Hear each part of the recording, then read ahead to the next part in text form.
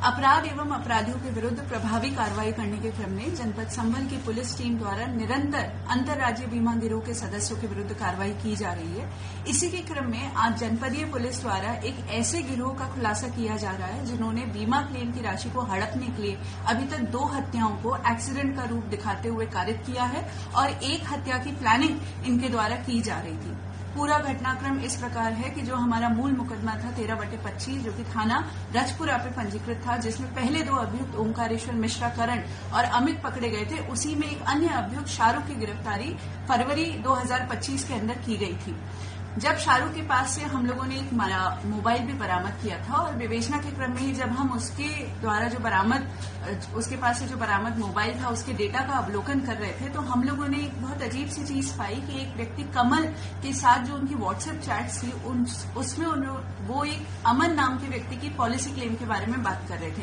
अमन की हम लोगों ने जब देखा तो 7 कुल पॉलिसी थी जिनकी जो कि HDFC, Ergo, ICICI, Lombard, SBI, Aditya Birla इत्यादि कंपनियों की थी और जिसकी कुल वैल्यू 2,70,00,000 थी। अमन की क्लेम की बात चल रही थी। हम लोगों ने ये भी देखा कि उसकी एक FIR जो कि जिसमें कि उसकी मृत्यु एक्सीडेंट से होना दिखाई गई थी, जो कि थाना रहरा जनपद अमरोहा पे मुकदमा पंजीकृत था, वो थी। उसके अलावा FR की जो कॉपी थी वो भी थी। क्लेम के डॉक्यूमेंट्स को जब हम लोगों ने गहनता से देखा तो उसके अंदर PM रिपोर्ट और पंचनामा भी संलग्न था और PM रिपोर्ट को जब देखा गया तो अमन के शरीर पे एक्सीडेंट की चोट दिखाने के बावजूद पूरे शरीर पे कहीं पे भी कोई खरोच भी नहीं थी और मात्र सर पे 4 बड़ी इंजरीज थी, जिसमें 2 चोटें 3/5 सेंटीमीटर की बोन डीप इंजरीज थी। हमें इस बात का संदेह हो गया क्योंकि हम बीमा गिरोह पे लगातार काम कर रहे थे कि ये एक एक्सीडेंट ना होकर एक सुनियोजित हत्या हो सकती है।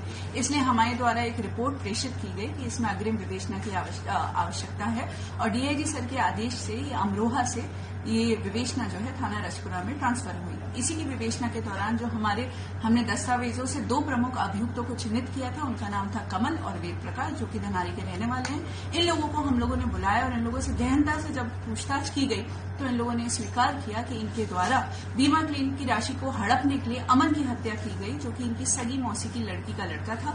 इनकी मौसा जी की डेथ हो चुकी थी और मौसी की लड़की की भी डेथ हो चुकी थी। अमन जो व्यक्ति था वो एक तरीके से अनाथ था और उसका कोई भी आगे पीछे नहीं था, तो इसलिए इन्होंने अपने अन्य साथी, इसमें एक सुनील नाम का व्यक्ति है जो कि थाना रजपुरा के हिरौनी का रहने वाला है और इसमें इनका आप कह सकते हैं लिखा पढ़ी में मुंशी था, वो बीमा की पॉलिसी की बहुत अच्छे से जानकारी रखता था। इनके अन्य साथी ओम प्रकाश प्रेम शंकर थे जिन्होंने इनको आइडिया दिया था किस तरीके से हत्या करनी है, जो कि धनारी के रहने वाले निर्देश और उसके जो सगे मामा हैं उदय भान, वो भी इसके अंदर इनके साथ घटना में शामिल थे। ये लोग सुनियोजित तरीके से पहले इन्होंने इस बच्चे की साथ पॉलिसी कराई 2,70,00,000 की, फिर इससे ये लोग धनारी से लेकर गवां से होते हुए ये लोग रहरा थाना में पहुंचे, जो कि सुनसान सा क्षेत्र है, जंगल है वहां पे। उसको अत्यधिक दारू का सेवन कराया, फिर उसके बाद हथौड़े से उसका सर फोड़ के उसकी हत्या कर दी। बाद में खुद ही वादी बन के इन्होंने थाना रहरा पे मुकदमा पंजीकृत कराया और क्लेम की राशि हड़पी, क्योंकि हमें इस बात का अंदेशा हो गया था कि ये इनके द्वारा की गई पहली घटना नहीं हो सकती है। तो इनसे गहनता से और पूछताछ की गई। उन्होंने पूछताछ में फिर से कबूला कि इन्होंने एक अन्य व्यक्ति सलीम, उसी की भी बिल्कुल इस तरीके से हत्या करी थी, जिसकी हत्या में एक बाबू नाम का शख्स भी शामिल था। सलीम भी इसी तरीके से नवयुवक था, जवान था, उसके भी पहले हथौड़े से सर फोड़ के थाना रहरा क्षेत्र में ही हत्या की गई और उसके ऊपर गाड़ी चढ़ा दी गई, ये दिखाने के लिए कि उसकी जो मृत्यु है वो भी एक्सीडेंट में हुई है। सलीम की मृत्यु से ये लोग 78 लाख रुपए का क्लेम ऑलरेडी पा चुके थे। इसकी अमन की मृत्यु के बाद अभी तक ये 20 लाख रुपए का क्लेम पा चुके थे। इन लोगों की साजिश के तहत ये लोग जो ओम प्रकाश है उनके सगे जीजा रमेश की भी हत्या करने वाले थे, उसके नाम पे ये लोग 4 पॉलिसी अभी तक करा चुके थे। एक बहुत ही क्रूर गैंग है जो कि ऐसे व्यक्तियों को चिन्हित करता है जो कि नवयुवक है, क्योंकि उनका प्रीमियम कम लगता है और बीमा का क्लेम का पैसा उन्हें ज्यादा मिलता है।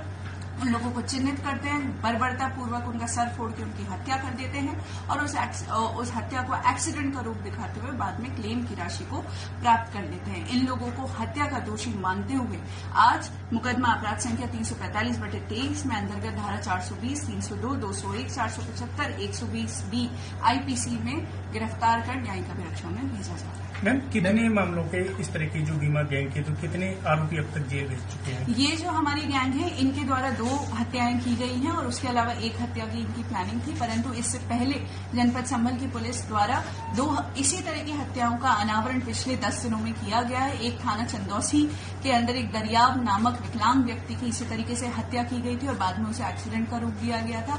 अभी हाल ही में थाना बहजोई में एक व्यक्ति जिनका नाम नवीन है, उन्होंने अपने सगे भाई संजय को ई रिक्शा से धक्का मारकर और बाद में उसका सड़क पर पटक कर उसकी हत्या कर दी थी और उसे एक्सीडेंट का रूप दिखा के बीमा का क्लेम लिया था। मैम मृतकों की इसमें मैम जो कितनी पॉलिसी अभी तक जो है कराई गई थी इसमें जो, और कितना क्लेम अभी उन्होंने ले लिया था? तो जैसा कि मैंने आपको पहले ही प्रेस ब्रीफिंग में बताया है कि सलीम नामक व्यक्ति की इन लोगों ने कई पॉलिसी कराई थी। उनका एक मणिपाल का 50 लाख रुपए नहीं आया था, उसके बावजूद उनके पास अभी तक 78 लाख रुपए आ चुके थे। उसके अलावा जो अमन है, अमन की इन लोगों ने 2 करोड़ 70 लाख की पॉलिसी कराई थी। 20 लाख रुपए का क्लेम ये अभी तक प्राप्त कर चुके थे। जिनको ये मारने वाले थे उनकी ये 4 पॉलिसी काफी अच्छे वैल्यू की अभी तक करा चुके थे।